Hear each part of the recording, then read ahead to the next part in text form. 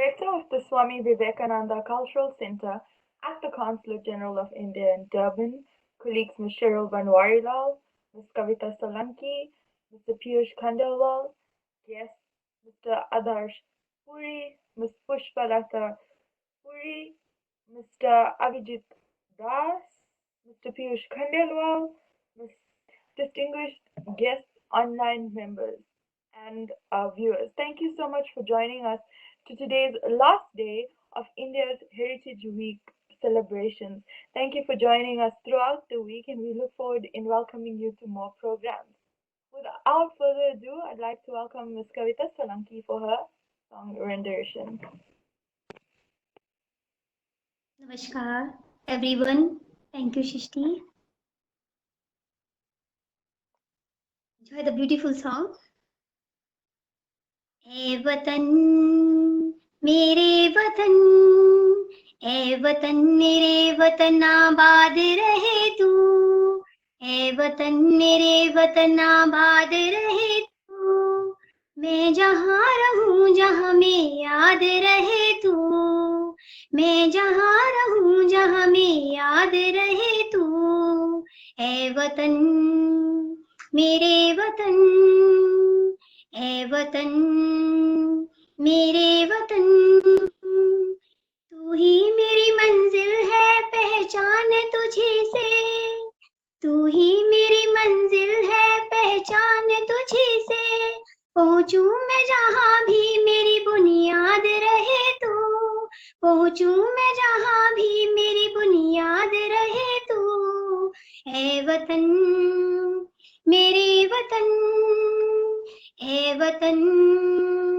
मेरे वतन, तुझ पे कोई गम की आँच आने नहीं दो, तुझ पे कोई गम की आँच आने नहीं दो, कुर्बान मेरी जान तुझ पे शाद रहे तू, कुर्बान मेरी जान तुझ पे शाद रहे तू, ए वतन वतन रे, ए वतन वतन मेरे आबाद रहे तू, मैं जहाँ रहूं जहाँ में याद रहे तू, ए वतन मेरे वतन, ए वतन मेरे वतन.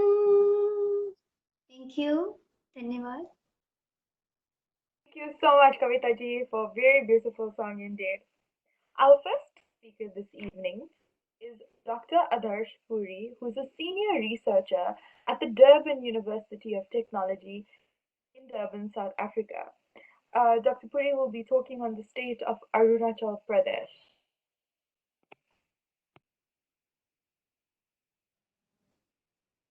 Namaste, everyone. I'm Adarsh, and I'm from Bihar, and I'm a proud Indian to tell you today about and to get an opportunity to speak something about Arunachal Pradesh. So, Arunachal Pradesh was previously named as Northeast Frontier Agency during the British colonial era. Later on, in 1972, when it got its union territory, when it became part of India as union territory, then it was renamed as Arunachal Pradesh. Later, in 1987, it became part of India as a state of Arunachal Pradesh. So Arunachal Pradesh, strategically, geographically, and politically, it is unique because it shares its international borders with 3 countries. Towards west, it is connected to Bhutan, towards east is Myanmar, and towards north on the top is China. Southern area is are 2 Indian states, again Assam and Nagaland. As you see, the name Arunachal starts with a Hindi word Arun, and Arun means sun. So the Arunachal Pradesh is also known as land of rising sun because it is situated at the easternmost part of India, and it is said that sun rises first in India in Arunachal Pradesh. This is also a paradise for botanists because it is a hub for orchids. It is also known as the orchid state of India. So there is a lot of plant diversity. That's why it is called as paradise of botanists. So it has a total area of around 83,000 kilometers square, and it has a population of around 1.5 million. This population comprises of over 65 different tribal groups. And the central area of Arunachal Pradesh is dominated by Chani people, Chani tribes, while the western part is dominated by Monpa people, the eastern part by Thai tribes, and the southern part by Naga tribes. So the climate over here is mostly climate that matches the hilly areas, meaning that on the bottom part of the mountain or the hill, it is mostly warmer. And as you go up, as the altitude increases, then the temperature goes down, it becomes more cold. Linguistically, it is one of the unique states in Asia because it has got over 40 languages. And as you know, India is diverse.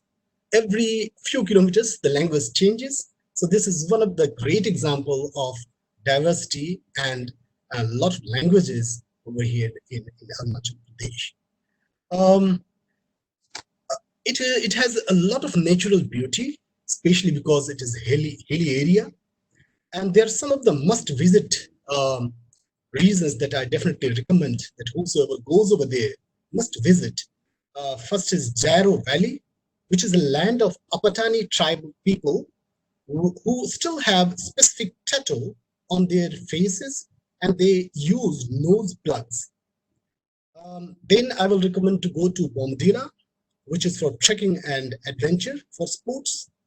Then Pasighat, obviously, as soon as you enter Arunachal Pradesh, then it is the entrance point for Arunachal Pradesh. So Pasighat, definitely it is one of the, it is the oldest city of Arunachal Pradesh. So Pasighat is also good to visit. Tawang province is, Tawang area is in Arunachal Pradesh is perfect for natural photography. The nearest airport to go over there is Guwahati and Dibrugarh. And from Guwahati, you can even get helicopter that can go directly to Pasighat. So there are a lot of buses as well that can, so through road, you can also visit some of the places. But I must tell that if you are planning to visit, then even for Indians, there is a ILP, which is inner land permit that you have to get. And for foreigners, there is PAP, which is a protected area permit that can be issued very easily within 2 days, I think. So it is not a problem, but it is a precaution such that whosoever goes over there should have these permits.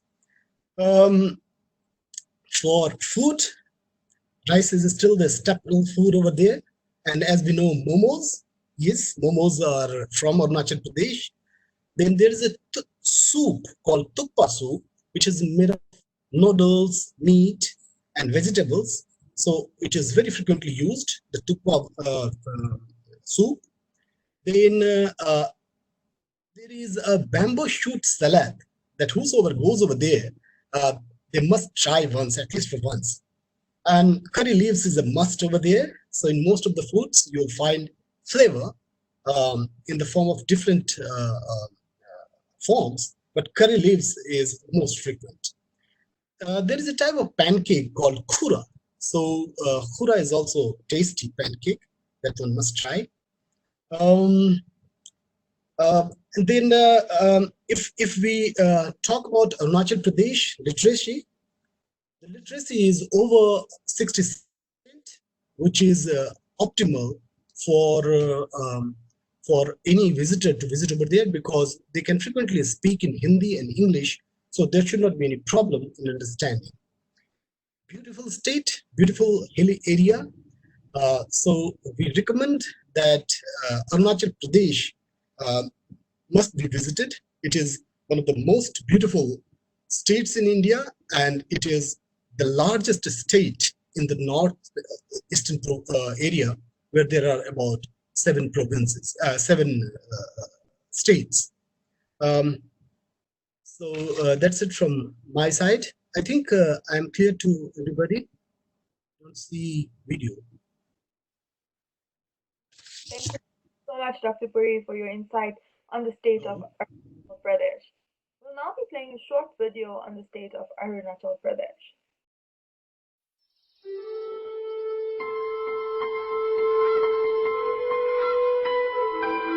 दिलकशी ऐसी जो भुला दे सब कुछ, ना वक्त का एहसास, ना जगह का गुमान।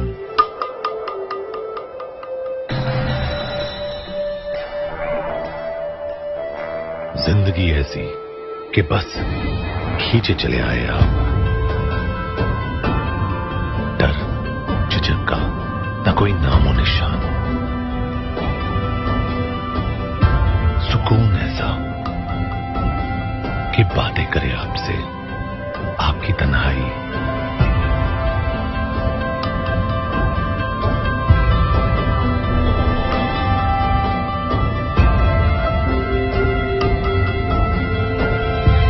जहां मिल जाए आप अपने आप से और आपके एहसासों को। जिंदगी एक नहीं,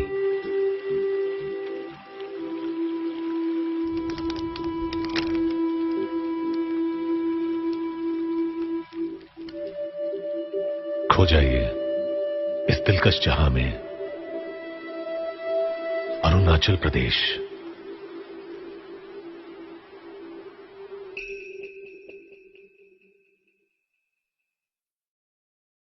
Thank you. Ms. Pushpalata Bharti Puri is a postgraduate and scholar homemaker from Durban and is going to share her insights on the state of Tripura. I request you to identify the name of the most successful Bollywood music composer and singer whose most famous songs are Wahan Kaun Hai Tera, Ore Majhi, Sun Mere Bandhu. Indeed, it was great Sachin Dev Burman. Today myself, Pushpalata, from West Bengal, will be telling you about other Bengali speaking state of India, which is the land of Sachin Dev Burman, Tripura. Tripura is the third largest state of the country. It is one of the 7 sisters in northeast India, while Tripura is another name of goddess Durga. It means near water, as it made of 2 separate words. Tui means water and pra means near. The state of Tripura is landlocked, hilly state surrounded on the north, west, south by Bangladesh. It has a pleasant climatic condition with maximum temperature in summer as about 36 degrees centigrade and minimum of 18 degrees centigrade. In winter, the lowest temperature dropped to minimum of 7 degrees centigrade and a maximum of about 30 degrees centigrade. Tripura has a population of 3.7 million people. About 305 persons live per square kilometer. 60% of total area are covered by hill and forest. Population-free, eco-friendly environment and pleasant weather. This state is inhabited largely by 19 tribes, Bengali and Manipuri communities. It has an international land border with Bangladesh of about 839 kilometers. The state of Tripura is well endowed with surface water resources. As many as 11 major rivers in the state are originated from hill ranges of Tripura. All of them are totally rain-fed. So how to reach Tripura? Nearest airport is Agartala Airport, from where you can take a taxi or a cab to reach your destination in Agartala. The Agartala railway station has 2 expressways passing through it, which connect the majority of cities right from Delhi up till Calcutta. If you plan your trip via road, then NH88 connects Agartala to the majority of cities in North India. The capital city, Agartala, is the main tourist attraction. This beautiful city is known for its glorious past. It is located on the bank of river Habra. The place is very close to the Bangladesh border. Agartala has a predominant Bengali culture.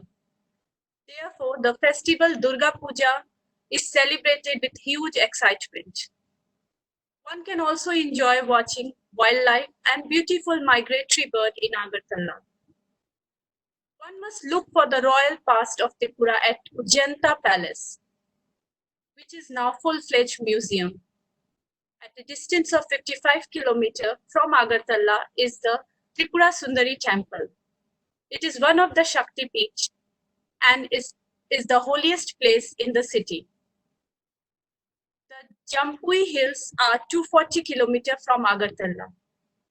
Here you can see beautiful orchids and oranges. Tourists also enjoy the ropeway here. Although Agartala is the main tourist attraction, there are many other places to visit in Tripura.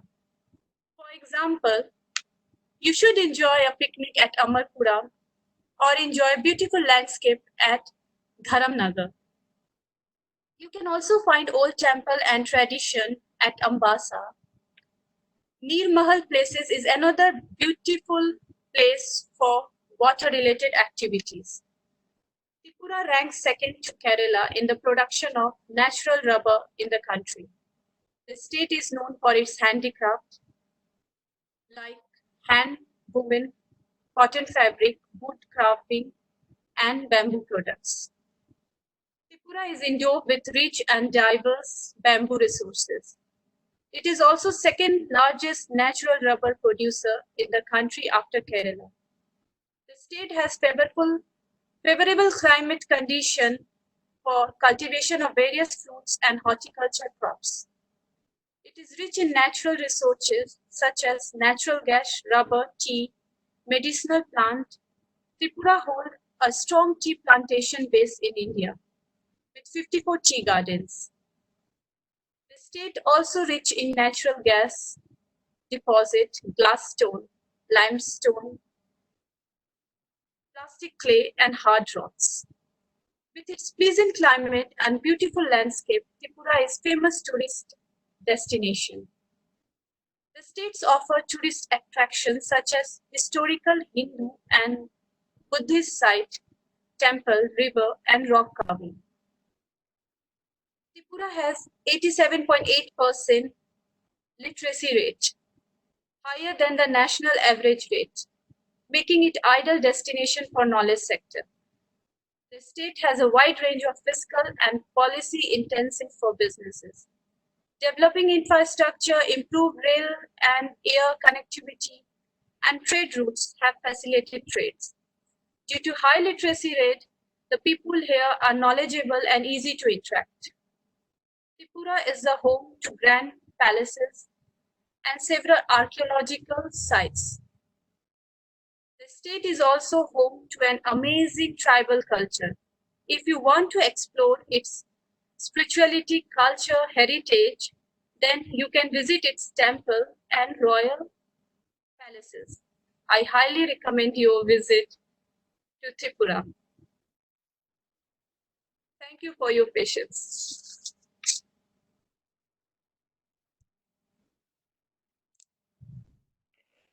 Thank you so much, Pushpalata-ji.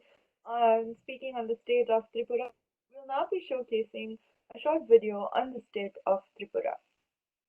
Thank you.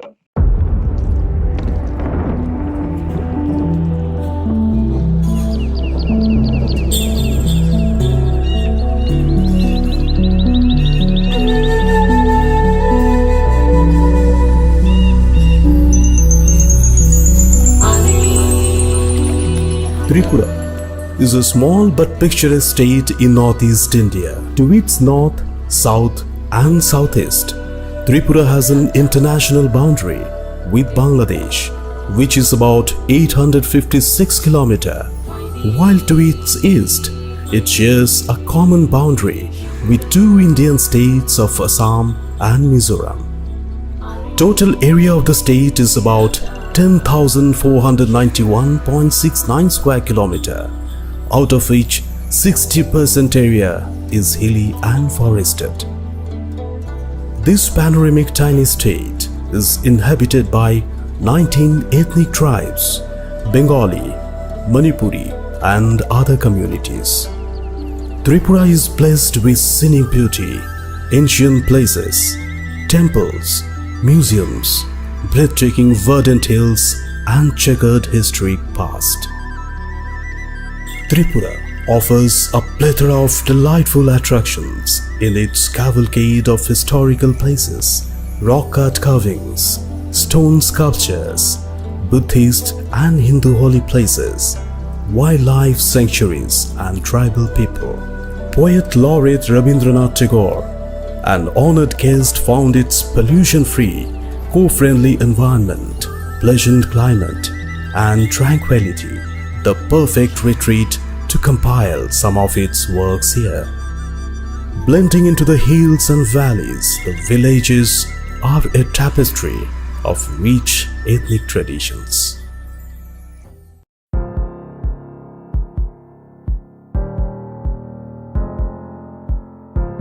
Tripura State Museum, Ujjanta Palace. Constructed a little over 100 years ago in 1901 AD, this Indo-Saracenic building is set in large Mughal-style gardens on a lakefront. Nirmahal Water Palace. The palace is a picturesque fairy tale royal mansion located in the middle of the Rudrasagar Lake, a Ramsar wetland, which is 53 kilometers south of Agartala. Maharaja Bir Bikram Kishore Manikya built the palace in 1930 AD as his summer residence, being inspired by Mughal style of architecture. Unokoti means one less than 1 crore. It is a Shiva pilgrimage attraction and dates back to 7th to 9th centuries AD. The site consists of several huge vertical rock-cut carvings on a hillside. Pilag is a place for its archaeological remains of 8th to 9th centuries. The place is a treasure house of Buddhist and Hindu sculptures.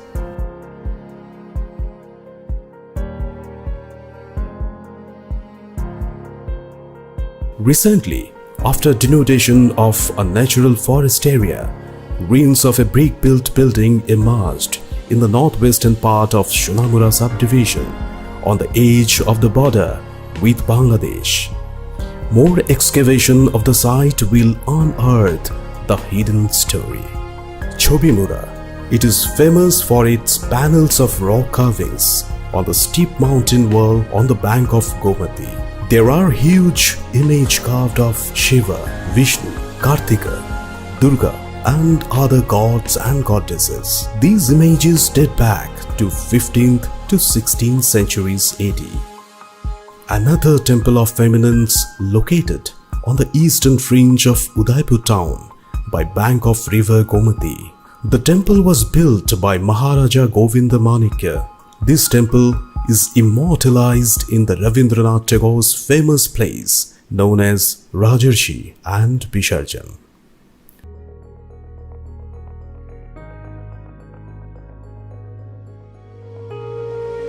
The 11th century old Tripura style of temple architecture is located on a hilltop 57 km away from Agartala.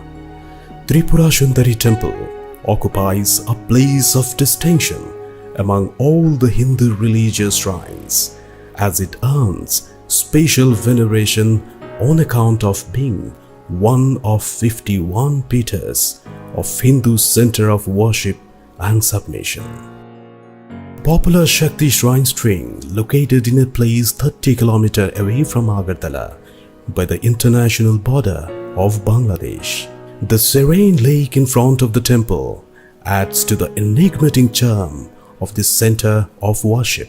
The temple was built in the late 15th century. The name and fame of this shrine draws substantial religious-minded tourists from far and wide.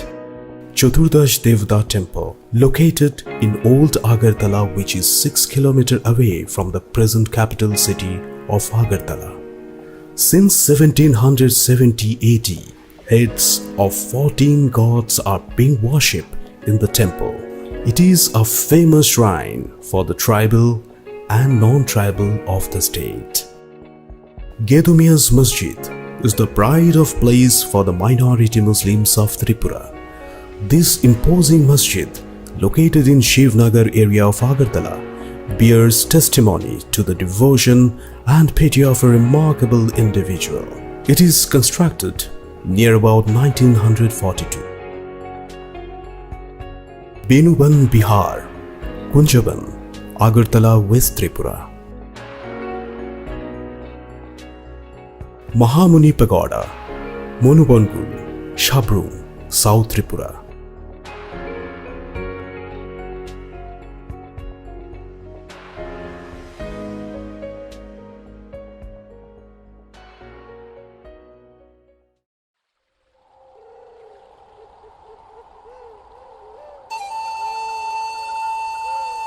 Sipaijala Wildlife Sanctuary, Bishalgarh, Sipaijala, Tripura.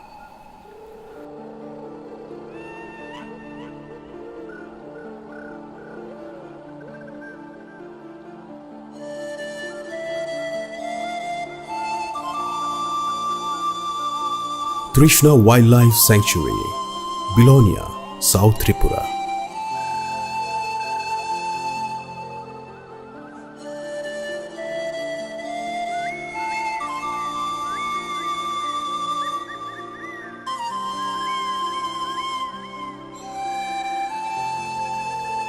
Jampui Hills, Wangmung, North Tripura.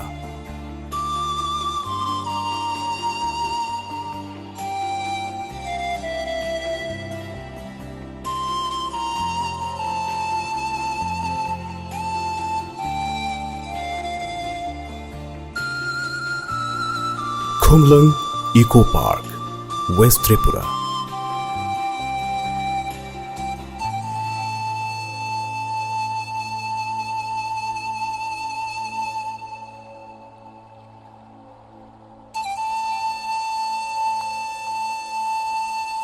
Boromura Eco Park, Teliamura.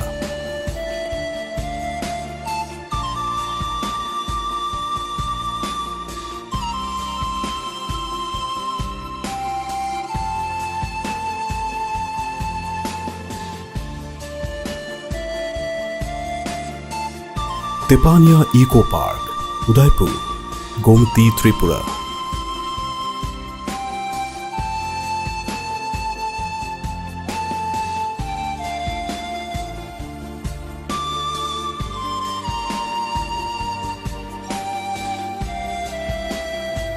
Kalapania Nature Park, Kalachara, South Tripura.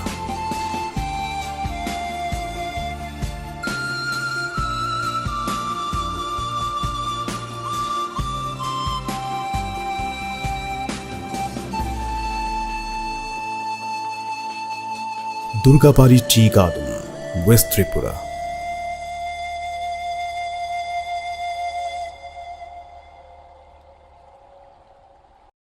The government of Tripura has taken a comprehensive plan for promotion of tourism in the state, which includes, among other things, augmenting accommodation facilities and improving the existing infrastructure to enhance the attraction of major tourist destinations, developing the communication network and strengthening the skill of the manpower engaged in this sector.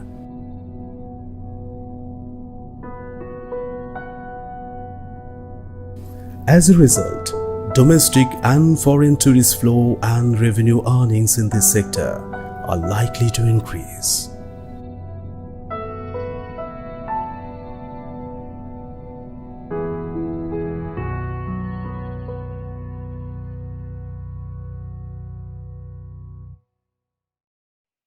Joining us from the state of Eastern Cape, South Africa, is Mr. Avijit Das, the Chairman and Managing Director of Everready. He will be speaking on the state of Jharkhand. Welcome, sir. Thank you. Thank you, Srishti. Let's talk about the state called Jharkhand. I have the very interesting fortune of spending my childhood in that state. So I spent my childhood till about class 9 over there. Very interestingly, my father had settled there in the late 40s. He worked in a company called Tata Steel. And so I was sort of not born, but brought up in that state, in that city called Jamshedpur. This state is one of the young states of India. It was established in the year 2000. It came out of Bihar, but it at that point of time, and even probably now, it's highly industrial. It was the highly industrial part of Bihar. Also, it had significant educational institutes, significant industries, educational institutes, and so on and so forth. This is a state on the geographical feature. It's a part of what they call Chota Nagpur Plateau. It's pretty much like the Deccan Plateau that we know of in Pune. It's called the Chota Nagpur Plateau. It has some wonderful scenic places, which is full of hills, valleys, plateaus, with combination of forests, combination of waterfalls. It's a lovely place to be. The name Jharkhand, Jhar is a Hindi word which means bushes and trees, and Khand is place. So it's the land of forests. So the name comes from the land of forest. It is a significant amount of the population is tribal population, Santal, Oraos, Mundas, and so on and so forth. And the place is it's absolutely brilliant in terms of scenic beauty. What are the key, if you look at let's first describe the scenic part of the state. There are lovely hill stations, which people, I'm sure most of us haven't heard of. A place called Netarhat, a place called Maklakseganj. These are small, beautiful, isolated spots in Jharkhand, which not many people know unless you are a local. And then there are wonderful forest reserves, Hazaribagh, Betla, then Dalma. And being born and brought up in that place, and then I left when I was in my later school years, and then again went back to work there in Tata Motors for a few years. And I remember with my wife, I had just got this Bullet motorcycle those days. It was, and we both drove up the hill of Dalma forest.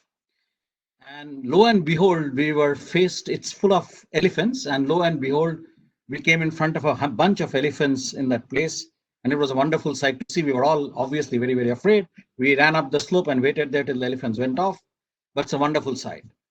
Then if you go to Betla Forest, I don't know how many, I'm not sure many of you have gone and on. It's the district of Palamou. It's a wonderful place with tigers and other wildlife, including wild dogs. It's one of the few forests, and personally having traveled to Netarhat, having traveled to Betla, having traveled to Maklakseganj, Daltonganj, those places, it's a place of exquisite beauty. That's Jharkhand is all about. There are wonderful waterfalls, Dasam, Hundru, then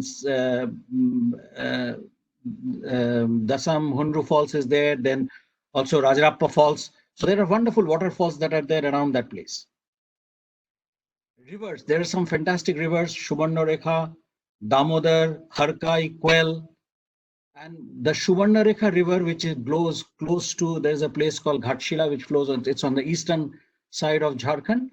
The word Subarnarekha comes, Subarna means gold.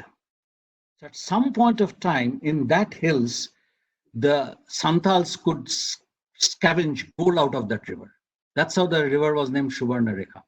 It flows close to Jamshedpur, it goes all the way, it's on the southeast side. And then on the northeast, you have Damodar, and Kharkai is also another river. So there are some beautiful rivers.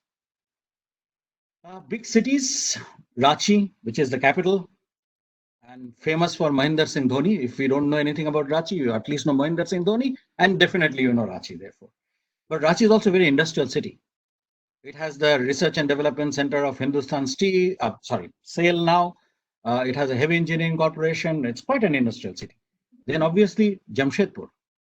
It is still probably India's one of the largest industrial cities with Tata Motors, Tata Steel, Indian Tube, Agrico, and so on and so forth. Full of industry. It's one of the pioneering industrial towns in the country. Then you have Bokaro. Again, a steel city. Then you have Dhanbad, which is coal. So while there are lots of industrial cities around, there is lots of agriculture also. Unfortunately, well, before let me roll that unfortunate bit of it. It has I don't know whether we know, it has 40% of the India's mineral wealth is in Jharkhand. And it starts from uranium, place called Ghatshila, which is very close to Bengal side, has uranium. Then you have copper in Ghatshila. Then you have mica, you have keonite, multiple minerals. It has 40% of the minerals. And interestingly, it suffers from that syndrome again, where 36% of the population is also poor. About, if I remember correctly, about 19 to 20% of the population is below the poverty line, as seen last time. So it's a mix. There are industrial towns and there are poverty as well. And it's also very agriculturally very fertile. It's a very fertile valley. Lots of fruits, beautiful fruits grow, whether it's papayas, mangoes, guavas, jamuns, jackfruits. You can think of any kind of fruit. It grows very well over there. It's a fantastic state. It grows a lot of wheat, rice. That's what is grown in agriculturally. Other big towns, Devghar, Hazaribagh, Giridih, these are places. In terms of religious issues, there are some very interesting temples. Parashnath temple, which is the Jains, one of the most revered temples of India, is in Jharkhand. Then there is another temple called Rajrappa, which is called the Chinnamasta temple. And I'm not going to go to the history. If you're interested, go on Google. It's a very interesting aspect of Hinduism in terms of how that temple came about. It's a Chinnamasta Mata Mandir. Go and have a look over there. And then there is also the Baidyanath temple in that area. Very interestingly, if you look at the food, let's look at the food. The food is a conflux of Bihari, Bengali, Maithili, and local. It's a mixture of all stuff. So you got litti choka, you will get dal chawal, you will get chicken curry, rice. But one of the, I mean, I'm not sure nowadays whether it's even there or not. There used to be hand-pounded rice, which had those red flakes, and the hand-pounded chivra, which used to be there, which was very, very, very, very nice and beautiful in those times. Then other food stuff is malpua, then petha. If you ever travel between Jamshedpur and Ranchi, there's a place called Rangamati, which has one of the best pedas in India.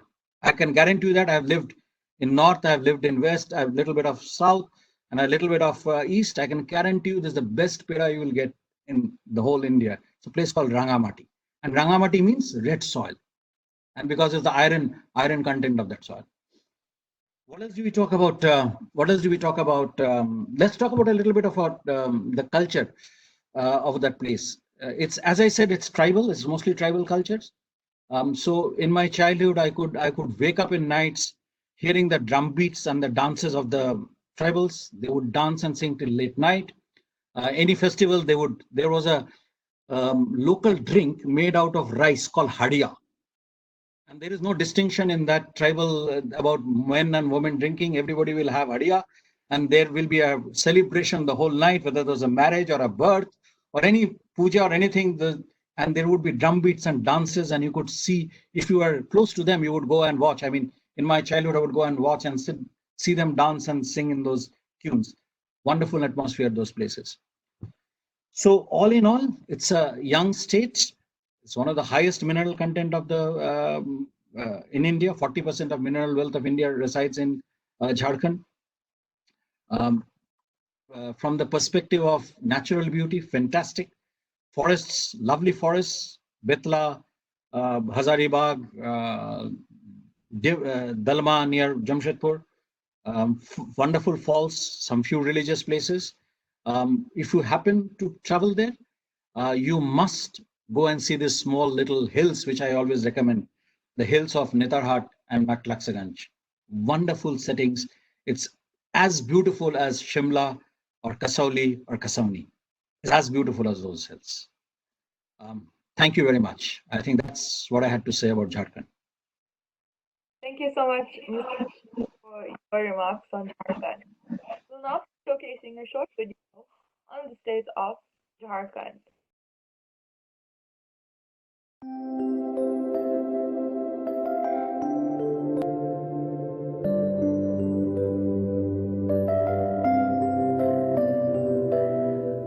A beautiful land of beautiful people.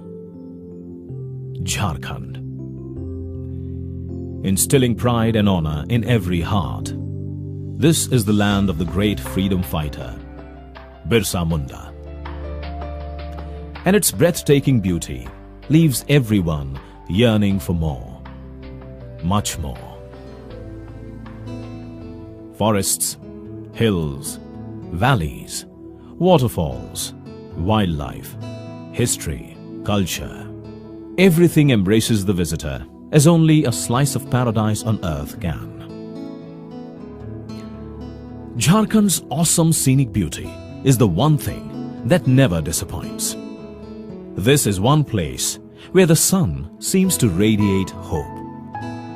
While the sunrise of Latehar, drawing tourists from far and wide, infuses a fresh lease of life in the onlooker, the setting sun of Netarhat makes the hills seem to be moving like the waves of the sea. Netarhat's beauty is indescribable, to say the least. Known as the Queen of Hills, it was near to the heart of the erstwhile British soldiers too, as it reminded them of their Scottish moorings back home. Dense forests, serpentine roads and cool bracing breeze may have prevailed upon the English to christen the place as nature's heart, or Netarhat. Here, in the midst of thick, lush forests, numerous waterfalls appear magically to take any visitor by surprise. The sound of the cascading water and narrow streams seems like soulful music to the ears.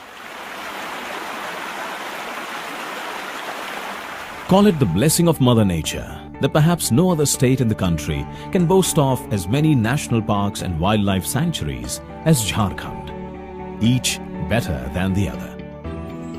The wide network of long roads inside them take the tourists to every nook and corner of the park. Besides an amazing variety of flora and fauna, these national parks are full of countless medicinal plants.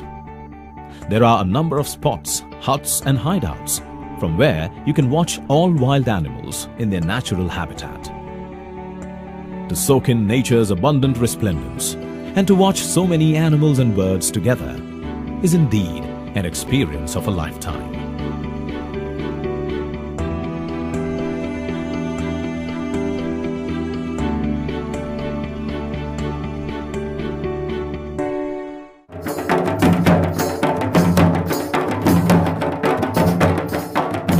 Originally a tribal state, Jharkhand has as many as 32 tribes living on its land.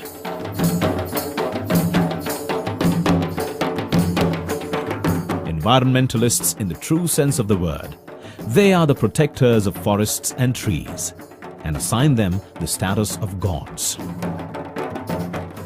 Music is an integral part of every tribal's life, and they have a song on their lips for every reason, every season.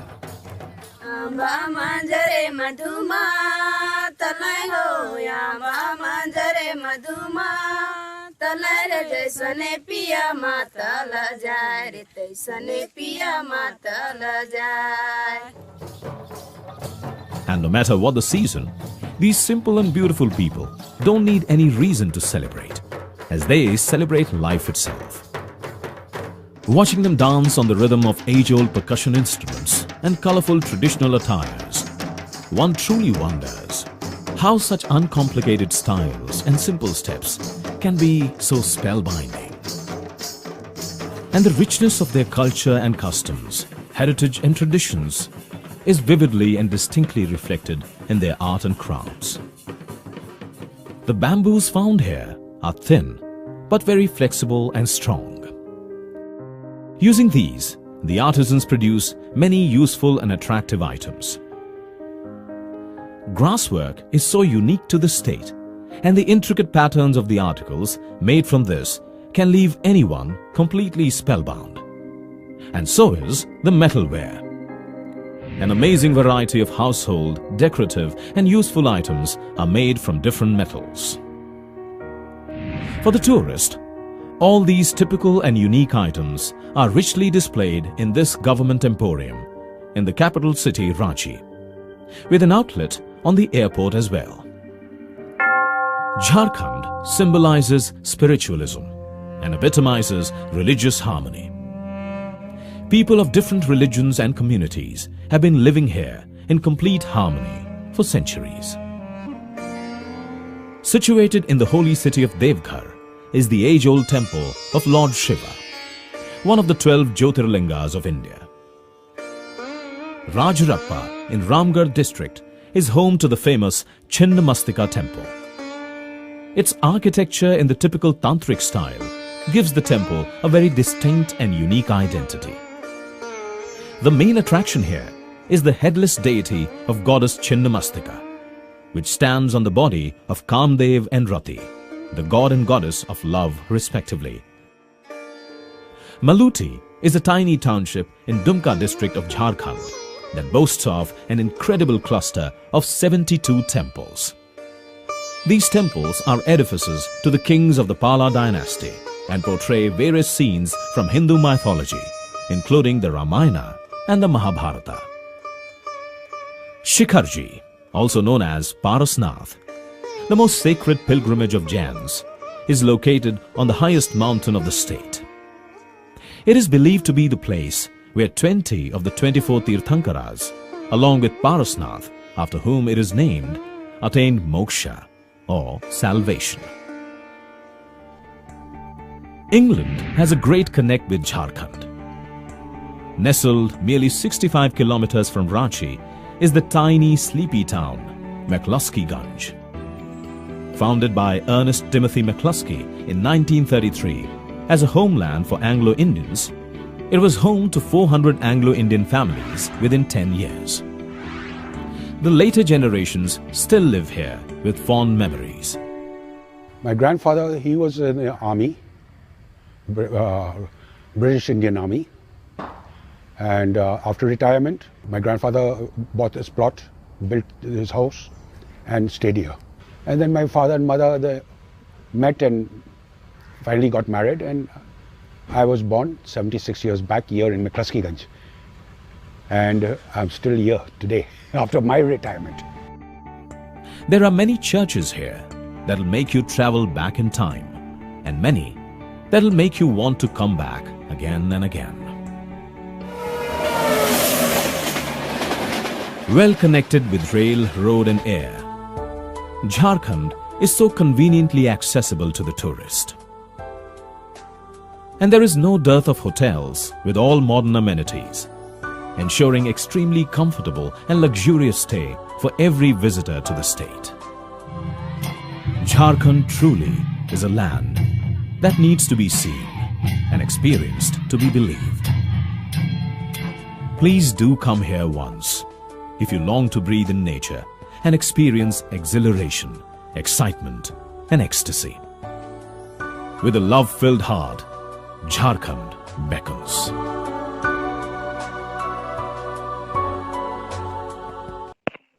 Our next guest speaker this evening needs no introduction.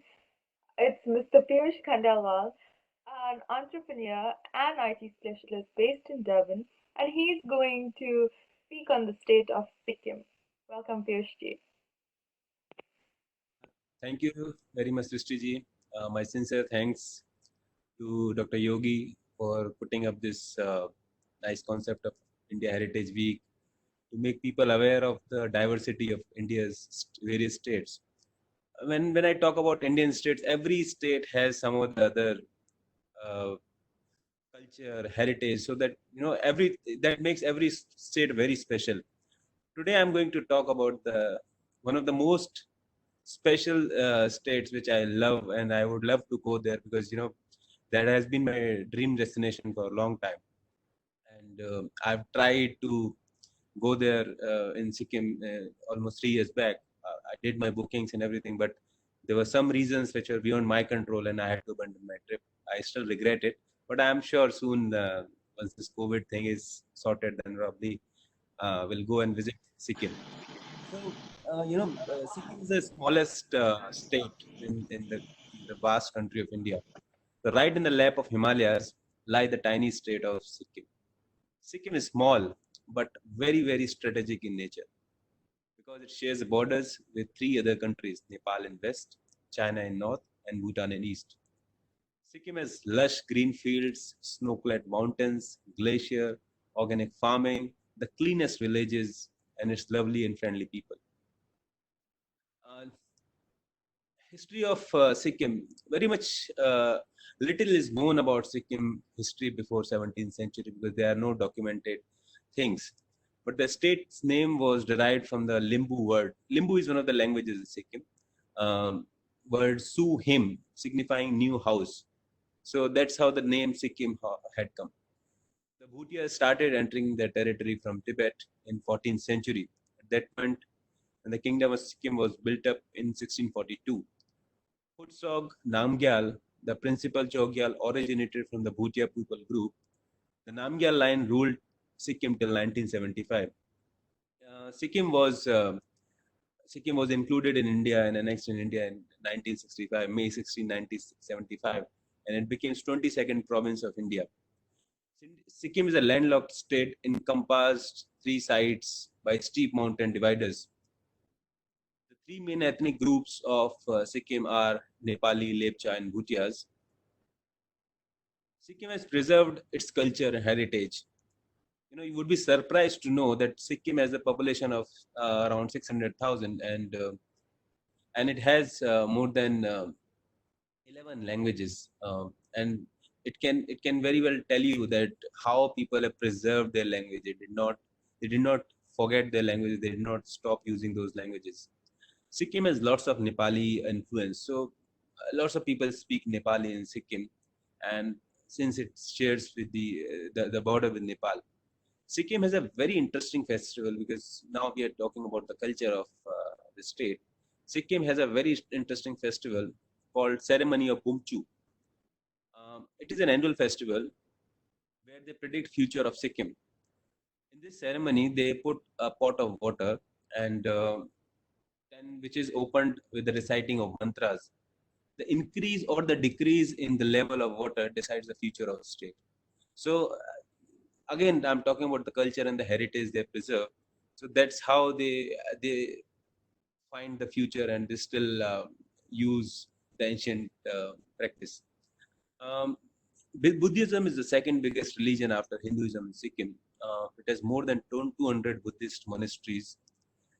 Sikkim, it has the third largest, third tallest, highest peak in the world, Mount Kanchenjunga, which is also a divine mountain. To my surprise, that people do consider that mountain as a deity, and they say that it's a river deity which is red colored, armed and mounted on a snow lion. So that's how they picture Mount Kanchenjunga. So it's not just the mountain; it is also a deity for them. They also have a festival of Phang Labol in the honor of mountain deity. You'd also, some of us would have heard of this person called Baba Harbhajan Singh. He was in the Indian Army, and he sacrificed his life in Sikkim at border with India and China. So there are lots of legends about him, and Indian Army still worships him, and there is a temple for a person, not the god, in Sikkim. So that's very interesting thing about Sikkim. Natural beauty of Sikkim is second to none because I was floored with the natural habitat of Sikkim and the kind of raw beauty which is there. It is a very high tourist because Sikkim is not a very high tourist inflow state. Not many people visit Sikkim because it is little inaccessible. The airport has just started some time back, a couple of years back maybe, and it can still take very few flights and that too small aircrafts. So not many people visit Sikkim. It is just the approach is from Siliguri. Because of that, they could preserve their nature, the flora and fauna. So you'd be surprised to know that Sikkim has, beautiful diverse flowers, different species of flowers, and it grows about 600 types of orchids. Sikkim also has unique flowers which are not found anywhere in India. Sikkim has 552 type of birds and 690 types of butterflies. An extraordinary whiskey vulture, with 10 feet wide wing is also found in Sikkim. One more interesting thing about Sikkim is that the organic state. That's something which I was mentioning earlier. That Sikkim has, as a policy, they do not use any preservative or artificial things to cultivate their crops. So Sikkim is also rated one of the cleanest cities. I think it is cleanest in India, but I can stand corrected on this. Food of Sikkim. My previous panelist has mentioned about the food of Arunachal Pradesh, and actually, in the entire northeast part of India, the food is very much similar. They still use thukpa, they use momos, so that is the staple food there, and then the rice and the curries are there. And interestingly, I have quite a lot of friends from northeast. They eat quite a lot of leaves, green leaves, in different form of sags and different sort of curries. So leaves are very, very essential element in their meal. Nepali music, Sikkim, the music of Sikkim is very much influenced by Nepali music because, as I told you, the population, quite a lot of population is from Nepal. And the youth is more inclined towards the rock bands. And they, if you go to Northeast, you will find people having guitar and they'll be playing the guitars. So they have quite a lot of indigenous rock bands like Orchids and Flickers, which are quite popular in Sikkim. Dance of Sikkim is mainly folk dance where there's respective ethnic groups. Almost every ethnic group has a different and dedicated form of dance. That's called Zo Mal Lok, which is a Lepcha folk dance, and then Tashi Shabdo, which is Bhutia folk dance.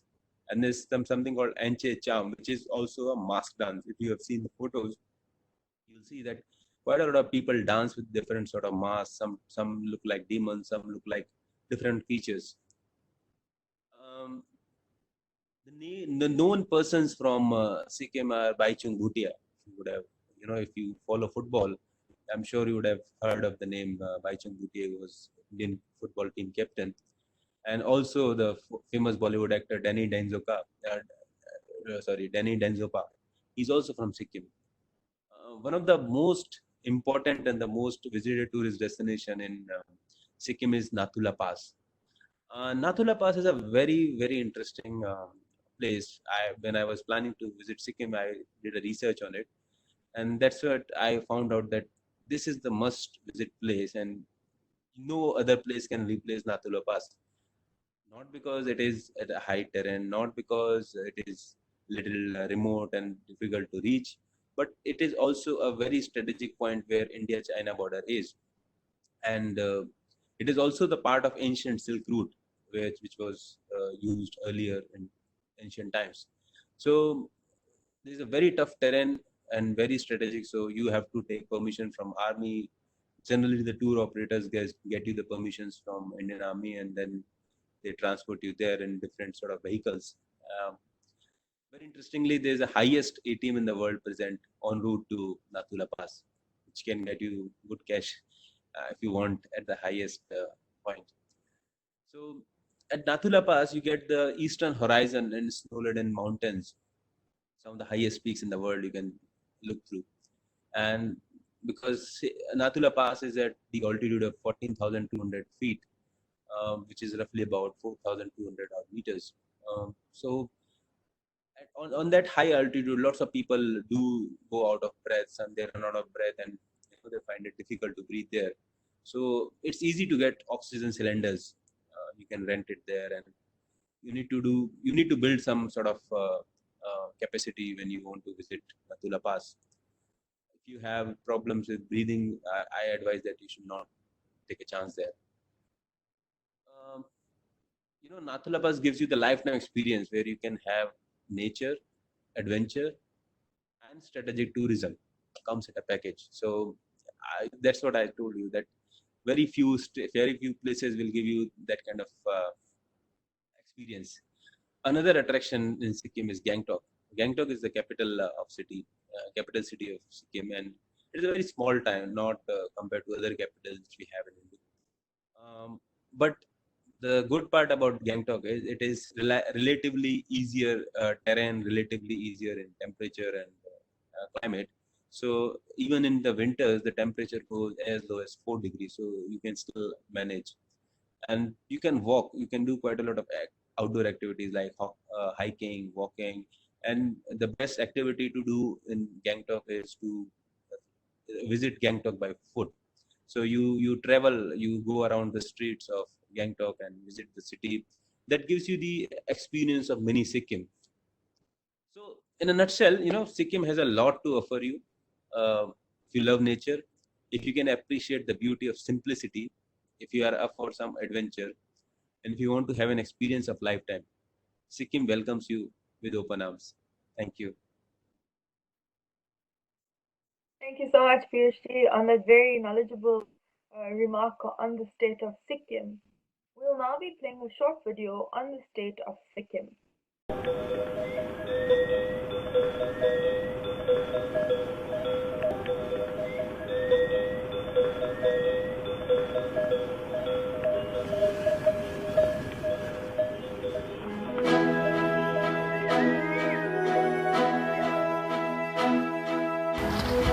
To live is to experience. To see, to touch and taste true beauty.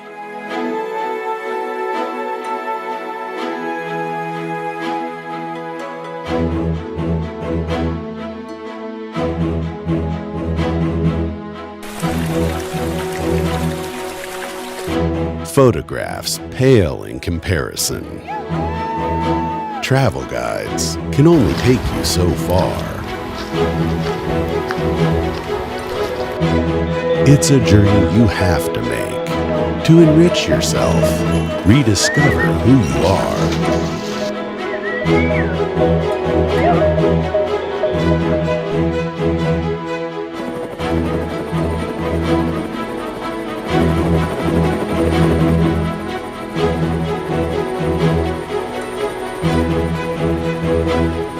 When you are in Sikkim, a place favored by the gods, you witness creation in its purity. Wake up to sacred sights. Hear the sighs of ancient prayers.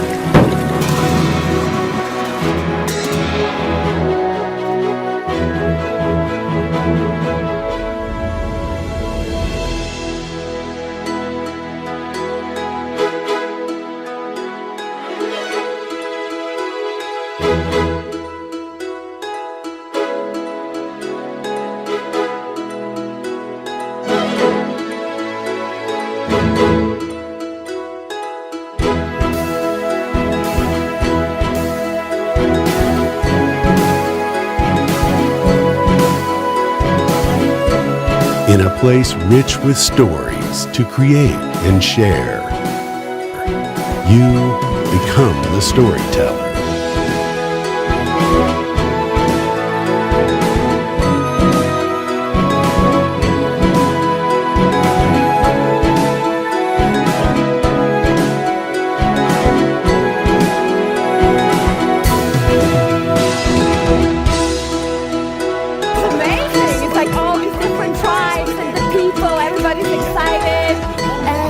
To see the different dresses, and it's wonderful to be here.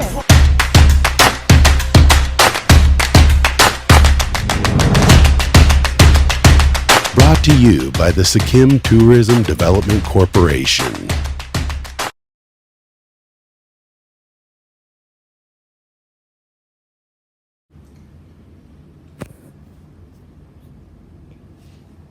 Namaskar friends. Today we are here to tell you a little bit about two states situated in the country of India, Manipur and Mizoram. Manipur is strategically located in the northeastern corner of India bordering Myanmar. Nestled in foothills of eastern Himalayas, the state is considered the gateway of East India. The serene beauty of the state leaves travelers spellbound. Pandit Jawaharlal Nehru once described the state as the land of jewels.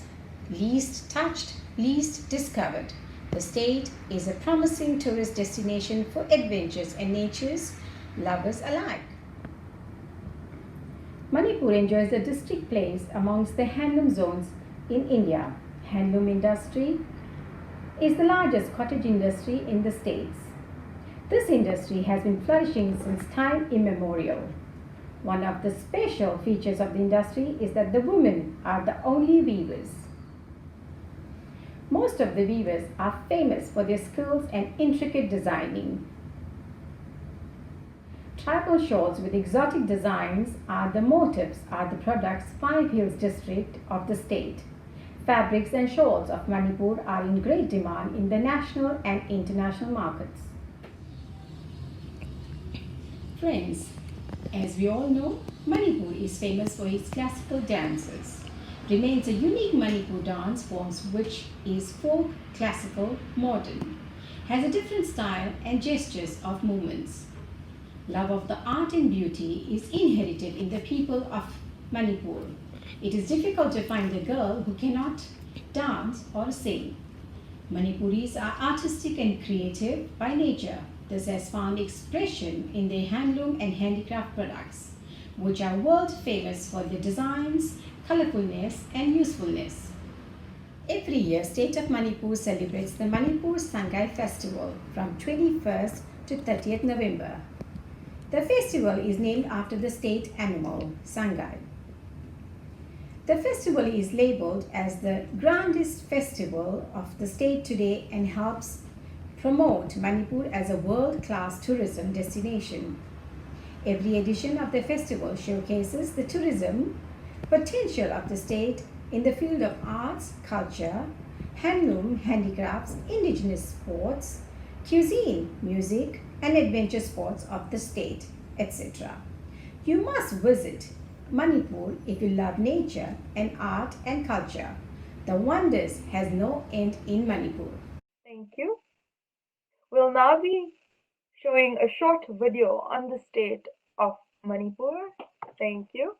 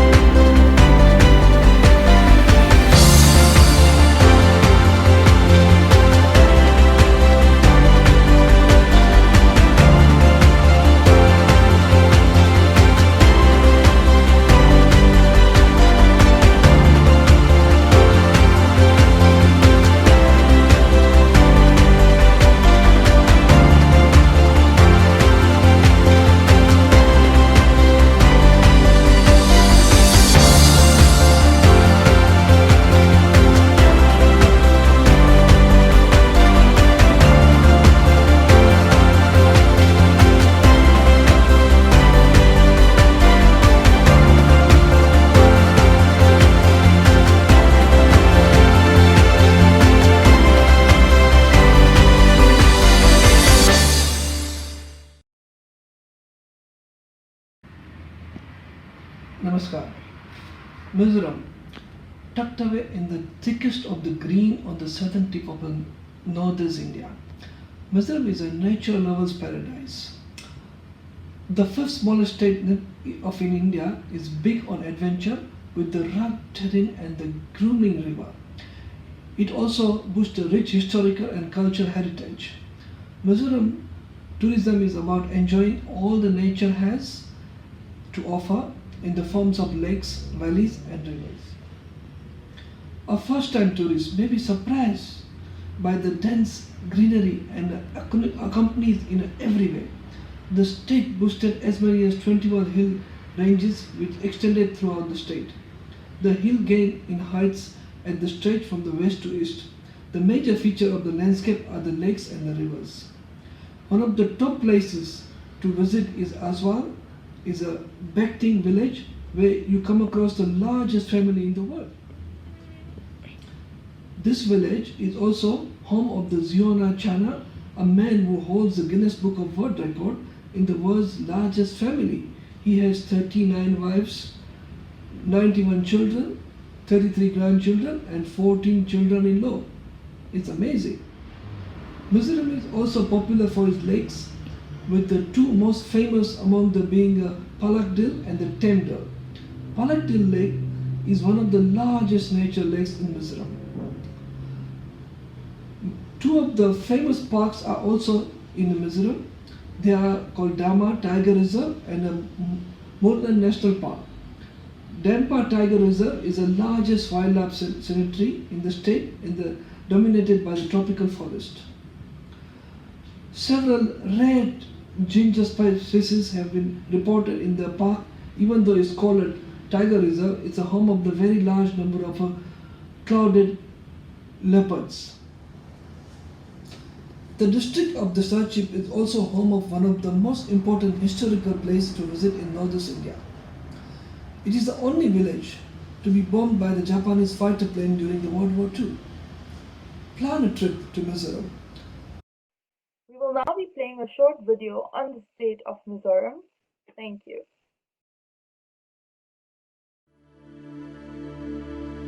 La la la la la la